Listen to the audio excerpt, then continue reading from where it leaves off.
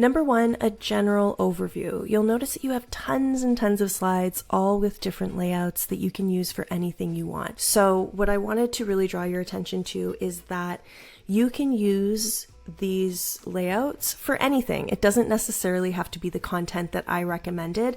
What I've put together for you is a full buyer presentation, one with many, many, many different components.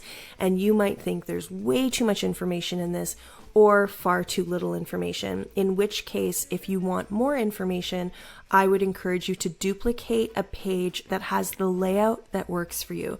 So for example, this works really well for About Me if you just have a few talking points that you want to remember, but it also works really well to talk about any new rules that have come out, like the new commission rules or anything that you want point form notes for. You can use this slide for. It's not just an About Me section. So oftentimes what I get are emails from our customers or our members saying, oh, I need a slide about this. Oh, I need a slide about this. And the great part about these templates, the wonderful part about Canva is that you can create that yourself just by focusing on the layout. So this is a really, really important point that I'm drawing your attention to. I can't tell you how many countless times I've been on coaching calls with members inside of the Mark Collective who are struggling to make these templates work for them. And as soon as I say this one thing, it's like it clicks and they understand. You want to focus on the layout, not the content. And what that means is when you take any one of these slides, ask yourself, can you use it for another piece of content? For example, this is currently the brokerage and it's highlighting brokerage numbers, but you can highlight different neighborhood experiences. You can highlight anything that you would want to highlight for potential buyers, potential buyer clients. So we need to start thinking a little bit more generally when it comes to these templates and asking ourselves, how can I use this layout in a different way for different information? So as you go through this template, if you see that there are pieces missing that you would like to add that might be relevant in a buyer presentation, but you might have a different take, you might have something else that you want to add, in which case I would say, what is that? How many talking points does it require? And if it requires 6 talking points, I would head to a slide that either has the 6 talking points already, like this, right? Where you have them 6 points already laid out, or I would choose something that has 3 and then duplicate that slide so I can talk about it. Number 2, this presentation is different than anything I've researched online. What I was finding with presentations, especially ones that weren't geared towards real estate, was that there wasn't enough information to be able to send this to somebody. So my goal with this template was twofold. 1, to have an amazing presentation that you could share with your potential clients, and 2, have it be sendable, meaning that it's not just talking points. If you were to send this to a potential client, then they will have enough information in this presentation outline to understand what you're about and what you were speaking about during the presentation. It's almost like a summary of the presentation. So once you're done, you can say, I'll send you this presentation when we're done. There's enough information here for them to get the meat of it. It's not just points to remind you what to speak about. So that's one thing that I really noticed was missing in presentations online. And I really wanted this to be something that you could use to add value with your clients. So keep that in mind as you are changing things. If there are certain points here that you would like to change, ask yourself if you're including enough to send to a potential client when you're done editing. Number 3, photo filters. So if we go to grid view, you'll notice that all of the photo session, they all have that same look.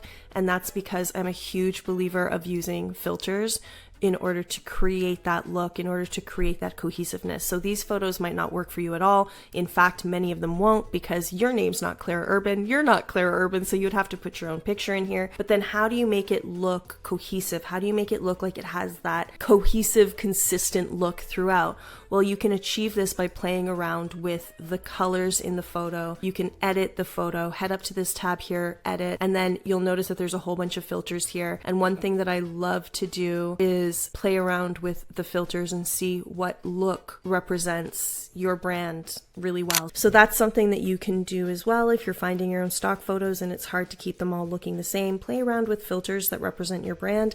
If your brand is a little bit happier, you might want brighter, warmer filters. If your brand is a little bit more classic, you might want darker filters. Just play around with them and then play around with the intensity and try to have the same effect on every photo that you add. Another thing I wanted to talk about is transparency. The reason why you can read the text over these images so well is because I'm adjusting the images even further than adding a filter. If I were to just add the filter, you wouldn't be able to read this text. So in order to be able to read text, I always play around with transparency, meaning I'm going to adjust the transparency and I'm going to make sure that the background color is one that represents my brand. So for you, you can change the background color to any color that is your brand color. Another thing I'll do in order to make the text pop if I'm having difficulty reading it with that transparency trick is I'll head to edit, adjust, and reduce the brightness of the image. And when you reduce the brightness of the image, you'll notice that it doesn't reduce the transparency, it just makes that text pop a little bit better.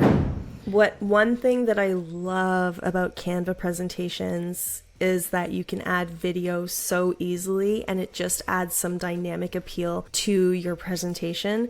So when I press play here, you'll notice that there is a little bit of movement here while they're reading the testimonial, which just makes it come alive. And as well as that, I've added some transitions to the presentation.